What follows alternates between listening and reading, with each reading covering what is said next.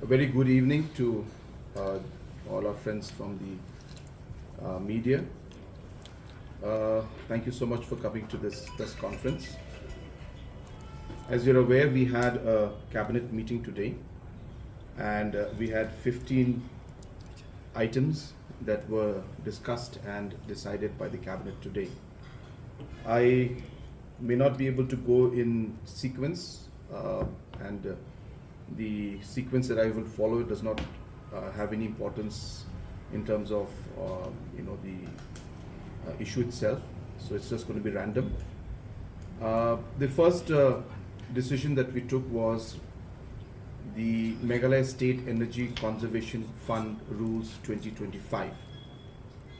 This is basically a fund which is mandatory for every state to have, and today we have passed that in the cabinet today, and the Meghalaya State Energy Conservation Fund Rule 2025 has been cleared, and under this basically different aspects of energy conservation and efficiency will be taken up, whether it is energy efficiency in public buildings, street lightings, energy efficient projects, energy efficient agricultural pumps, so on and so forth.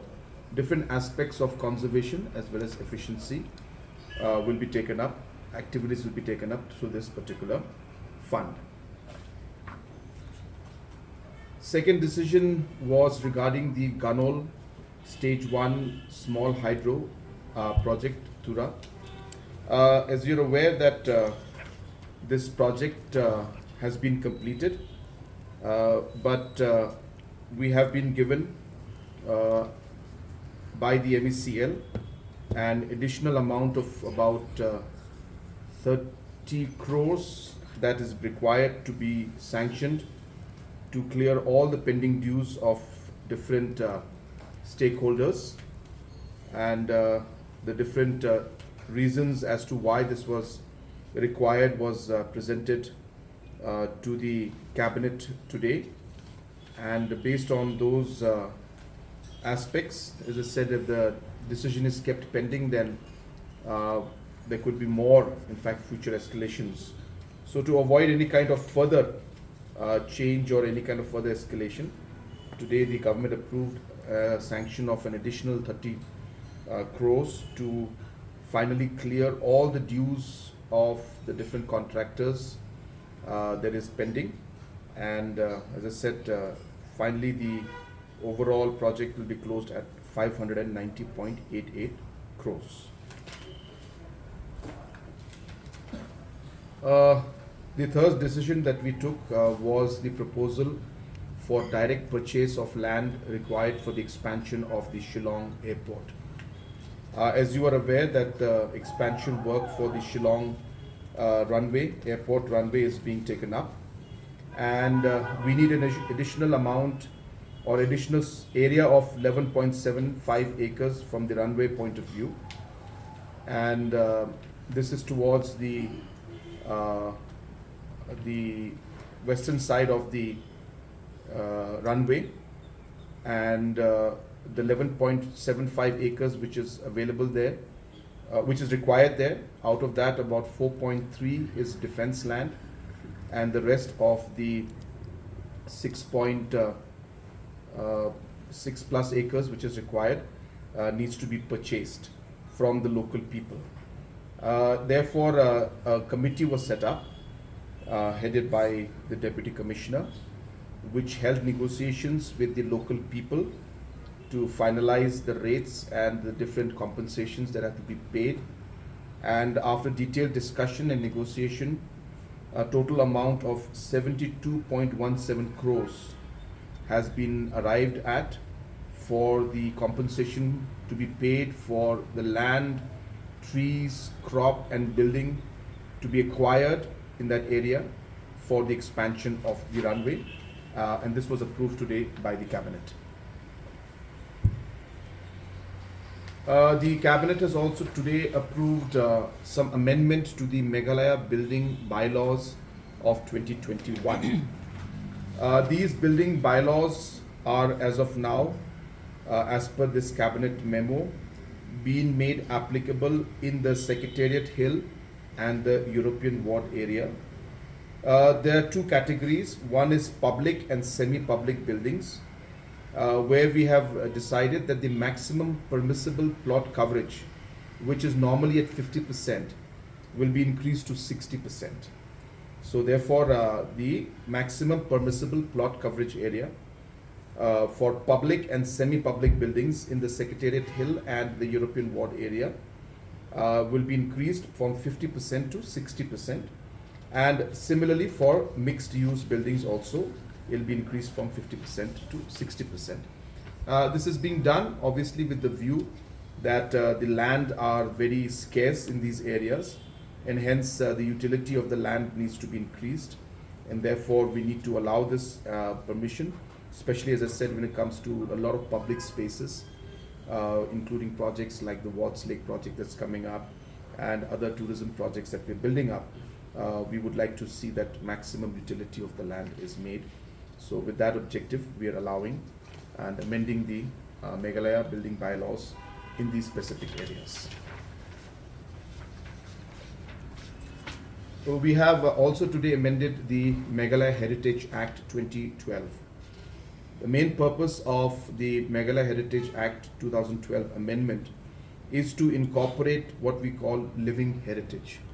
This is being done in line with our submission to the UNESCO for the living root bridges to be declared as World Heritage Site, and for us to be able to strengthen our case further, we are amending our own Meghalaya Heritage Act to incorporate provisions that would make living heritage like the living root bridge also part of what we also consider as heritage. So that's the most important part.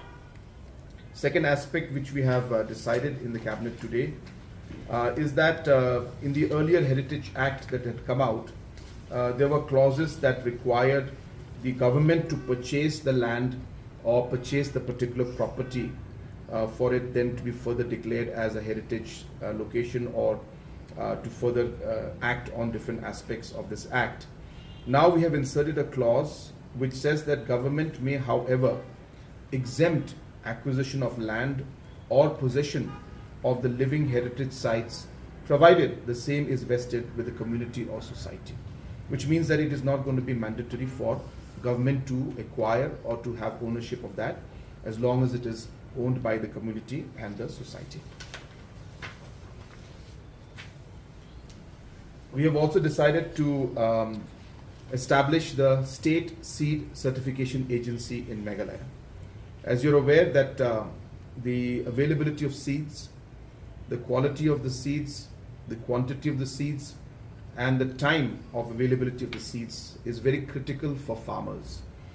Earlier, the certification of these agencies used to be done from Assam, because we did not have a certifying agency. So therefore, today we have decided to come up with a certifying agency which will then certify different farmers, entrepreneurs, producers, who can then produce seeds, saplings, and then further supply it to the state government or to the farmers. This is a very important step, as it will ensure that the farmers are able to then get adequate supply of different seeds. The quality of the different seeds would be good, and the price at which they would get it would also be good. We have also today cleared the proposal for the Integrated Ecotourism Sustainable Agri-Based Livelihood Development Project in Meghalaya through the Asian Development Bank. This is an externally aided project. This project was initially a $145 million project, but we have now scaled it down based on Government of India's proposal to put a ceiling on different externally aided projects which can be availed by the states. We had to bring it down from 145 to about $80 million.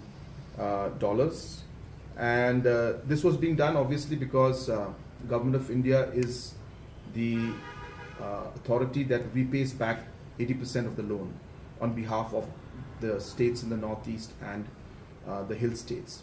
and therefore Government of India felt that the states were taking the money, but they would have to repay it back, and hence they decided to put a ceiling. Meghalaya has taken 12,000 crores, so out of that almost close to 9,000 crores will be repaid back by Government of India. And so keeping that in mind, we had to scale it down. So this project, which has been scaled down, is also a project which we have now further expanded into different areas. So it will not just be in a particular location, but it will be spread out throughout the state. Earlier it was meant to be only in Sora area, but ADB came and said that Sora may not have the capacity to absorb all of this, so therefore you need to expand the area. As well as they suggested that apart from tourism alone, other aspects of ecotourism and also for agriculture could also be included in this particular EAP. So based on that, we have changed the scope of this project, and now today we are going to cover the entire state, number one. Number two is going to be focused on tourism as well as on agri-based livelihood development projects. So this project also today was approved by the cabinet.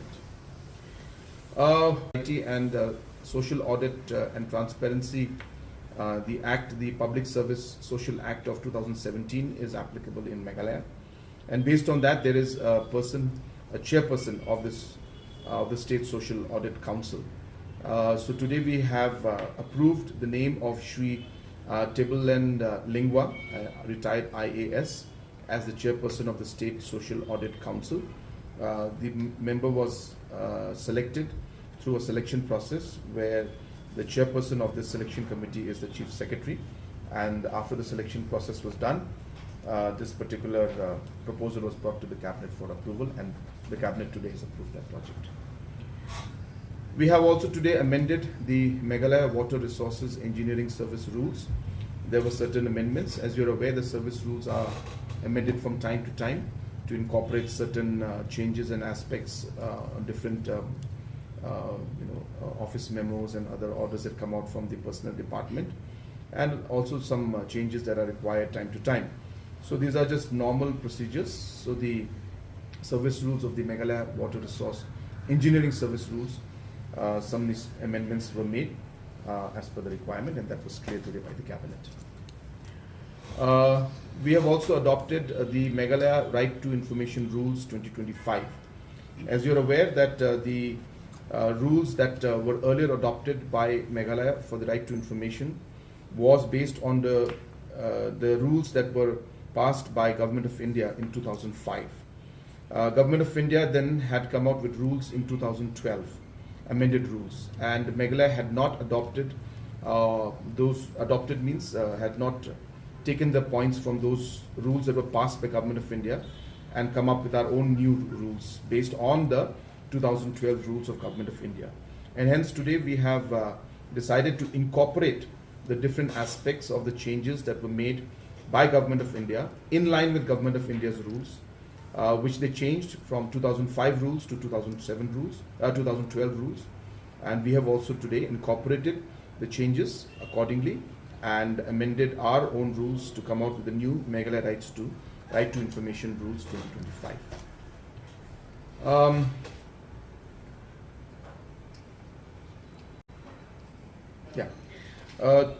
We have also amended the Meghalaya State Commission for Women Rules 2005 has been amended.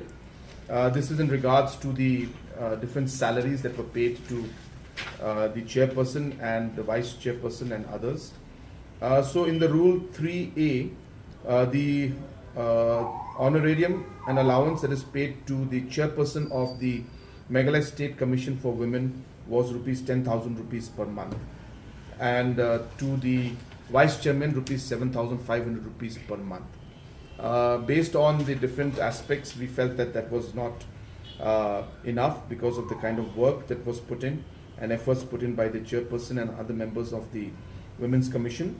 So we have seen the different honorariums paid by different state governments in the rest of the Northeast states, and based on that we have come out with the numbers to match the honorarium paid by other states in the Northeast, and hence we have amended it from 10,000 rupees for the chairperson. We decided to increase it to 50,000 rupees per month, and for vice chairman from 7,500 rupees to 35,000 rupees per month, and for members from 5,000 rupees to 20,000 rupees per month. Today in the cabinet, we have also cleared the proposal for the development of Nongumer small hydro project, which is a 24 megawatt project. This is a self-identified project by Messrs. Varks Avco JV, a joint venture partnership company, which will be developing this project, and the entire investment will be made by the company. And in this, the only conditions that were required was that certain amount of the power would be bought by the state government. And as per the national rules, which allow the national tariff policy of 2016, which allows the state governments to buy 35% of the power entered into a PPA with the developer, we have decided to enter into an agreement to buy 30%. And on top of that, we will get an additional 12% free power. So 30% will be purchased at the particular rate, which is identified by the Regulatory Commission, and also the 12% power which will get free. So this project will be fully funded, as I said, by the private party. But as I said, we will get the advantage of getting more stability in the power. So the state government has decided to go ahead and approve the implementation of the Nongumer small hydropower project, a 24 megawatt project. Similarly, the project in Umran was also identified by Messrs. JMB Aqua Private Limited, and this is a 13.5 megawatt project in the Umran basin. And in similar terms and conditions, the government has decided that they will approve this particular agreement to go ahead for the power project to be built up in this Umran River basin. Again, this project will be completely funded and developed by the private party. Government of Meghalaya will not have to spend any funds in this particular project. In the upgradation of the Riangdo small hydropower project, the power department has come up with a proposal where, after detailed study from IIT Roorkee, they have come to the conclusion that this project has a capacity to go up from 3 megawatts to 16 megawatts. And that also would lead to the project becoming slightly more viable compared to only the 3 megawatt plant. And hence the proposal had come to us to enhance the overall outlay for this particular project. An additional amount of about 14 crores has been requested by the department, which would then allow this project to go up from a 3 megawatt plant to a 6 megawatt plant. And therefore that project was accordingly approved and cleared by the government today. And this, as I said, will add another 6 megawatts to the production capacity of MECL. Also, there was a project, if you all remember, the project of the Kinshi Stage 1 project. I'll just give a small background of this project. In the Kinshi project, when it had initially been signed, it was signed for a 450 megawatt plant. After the different studies were done by different agencies, the Water Commission, so on and so forth, they realized that this project cannot go beyond a 270 megawatt plant. And hence, the company which was initially working on this, which is the Athena Projects Private Limited, since the project went down from a 450 to a 270 megawatt project, the cost factors came up and they were hesitant to go ahead with this project. And this project never moved forward, though Athena Project Private Limited had already done a large amount of homework, including talking to the local people, doing different environmental clearances, doing the different regulatory exercises that were necessary. A lot of work had gone into this, but because of the size of the project going down, they were hesitant to proceed, and this project was actually in a limbo. We called them a few years back and we asked them, are you interested to go ahead? And if not, then we'll cancel the project. After deep discussion with them, they had come to the conclusion that if this MOU can be amended to include what they call the pump storage projects, the PSP, and some aspects of solar project and run of the river project, then this project can become viable, and they asked us accordingly to amend the MOA. When we checked with the legal department. It was not possible to amend the MOA because the terms and conditions had been signed based on whatever the technology was available then. And hence suggestions came that we should cancel this project or cancel the MOA and go for a new MOA with the new technology of PSP and others. When we cancelled it, after the cancellation of that, with intention to go ahead with the new project, new MOA, with the PSP and the solar and the run of the river project in it, the Ethana group had expressed that since the government of India at that time had not come out with the detailed of the PSP